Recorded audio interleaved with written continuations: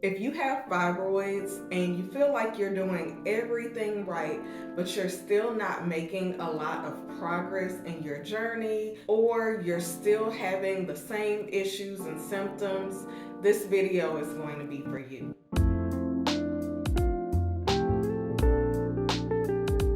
Hey babes, welcome back to my channel. I'm Shantae.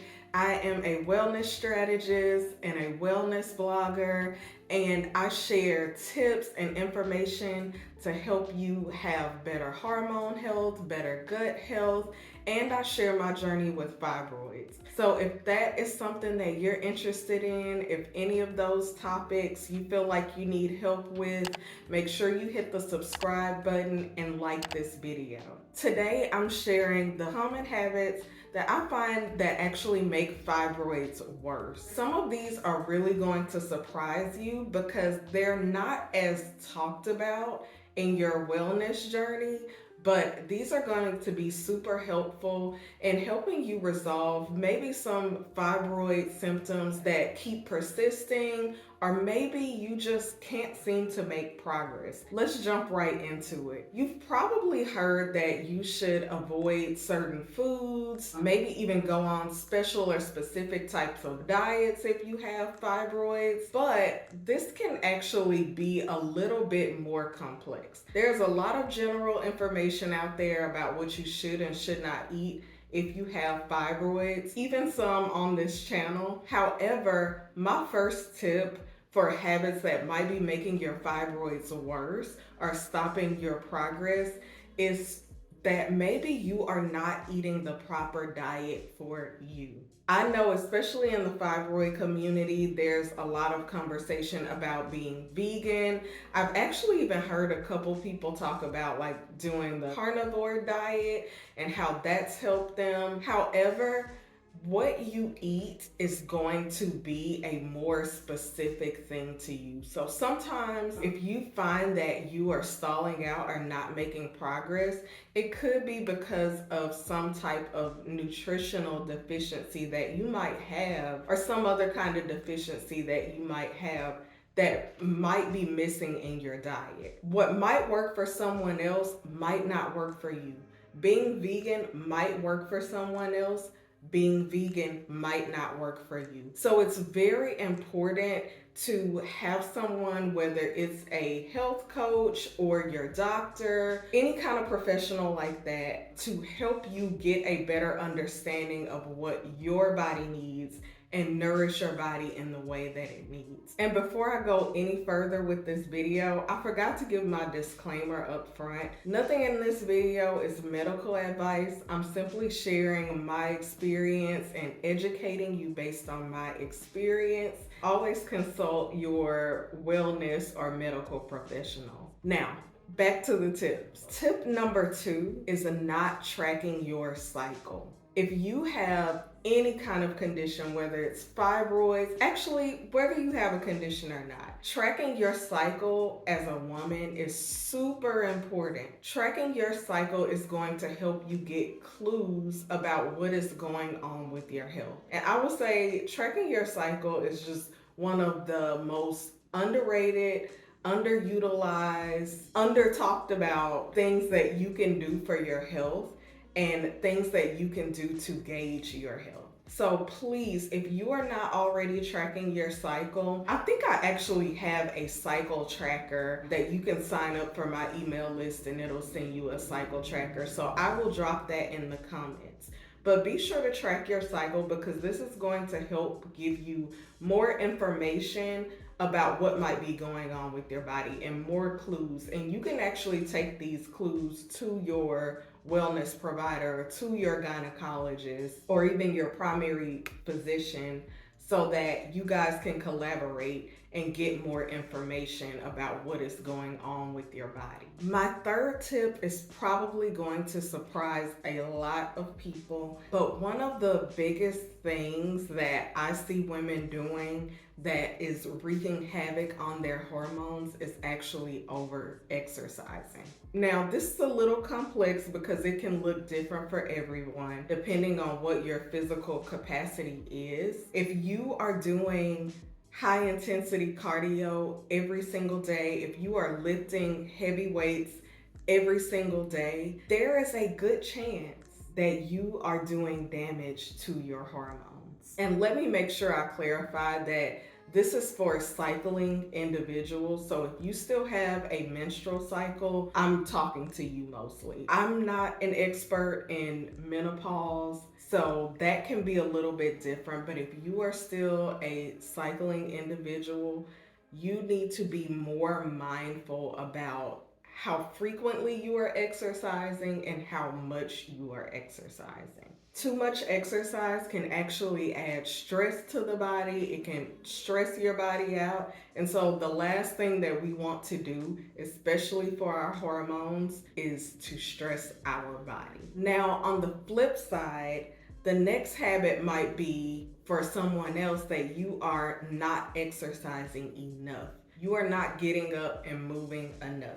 Even if you are new to exercise or you just don't like it, there are things and ways that you can be more active. For example, throughout the day, I get up from my desk and sometimes I'll just clean up. Anything to get me moving. If I can't get outside for a walk for whatever reason or it's too hot, I will just get up and I will start cleaning up around the house. So I'm kind of killing two birds with one stone. The best thing that you can do for your body is to move as much as possible, as frequently as possible, just not too much intensity to it. In fact, one of the things that I always suggest for people to start with is short walks throughout the day. If you do not do any type of exercise at all, start with a 15-minute walk in the morning or in the late afternoon, but preferably in the morning if you're just starting. Start there and work your way up. I actually abide by the 10,000 steps rule. So I don't wear a counter or anything all the time, but I do know that 30 minutes of me doing a walk outside is about 5,000 steps for the pace that I normally take. So even if you can't start with the 10,000 steps, maybe start with 5,000 and work your way up every month so that you're just getting more active and getting more active throughout the day. The next habit that is probably making your fibroids worse is having unresolved feelings and negative self-talk. These probably could have been two separate points, but I put them together because I find that when you have a lot of unresolved feelings, probably have a lot of negative thoughts or negative loops in your mind. And so even though they're not quite the same thing, they kind of go hand in hand. But this is going to negatively impact your fibroid journey because, again, you are now having stress. There's a book called The Body Keeps Score, and I'll actually link that in the caption. And there are actually a couple books that talk about this, but it talks about how your body can store or keep or remember unresolved trauma, unresolved issues, maybe even relationships that are negative that you have and the negative emotions that causes us. And it will actually cause different symptoms and conditions to manifest in your body. If you are finding yourself having negative loops, negative emotions, negative relationships with people, you are going to want to work towards resolving that. So if you can afford a therapist, I know some companies do EAP, employee assistance programs, can help you to get therapy at no cost to you or at least a few sessions. Books by therapists, if there are specific topics about issues that you are having, read those books. There are several things you can do to start your journey toward mental health. Maybe I can even do another whole nother video about that. So if you would like me to do another video about some tips for getting mental health services or mental health care, even if you don't have insurance, drop that in the comments and I will do a totally separate video about that. I actually don't think that you can get where you need to be physically without that portion of the journey. The last habit that may be stunting your progress with healing from fibroids is a lack of sleep and rest. And so these are two different things. Not gonna get too deep into it. Sleep is the physical thing that we do every day, but also rest can be more mental. It goes deeper than just going to sleep. You need to be getting sleep, adequate sleep. Let me say that, adequate quality sleep every single day, as much as you can, as much as possible. I know that all of us have different life circumstances that are impacting our sleep. However, this is going to be something that's really important in moving you forward on your healing journey. Sleep is normally the time where your body is repairing itself. There are detoxification processes going on while you're asleep. So you need your sleep. And you also need mental rest so that you can have time to recharge your brain, have less stress, be more resilient to the stress that you do experience, and just feel better overall. I hope you guys found this video helpful. Let me know in the comments which of these habits resonated most with you, which one you feel like you could do a little bit more work on. And also, if you want me to do like a single video on any of these topics and expand on any of these topics, let me know that in a comment as well. Also, share this video with another woman who is on her fibroid journey or just really on her wellness journey, because these habits really apply to overall wellness. But especially women on their fibroid journeys will find this video super helpful. Thank you so much for watching. Here are some other videos that you'll find helpful as well.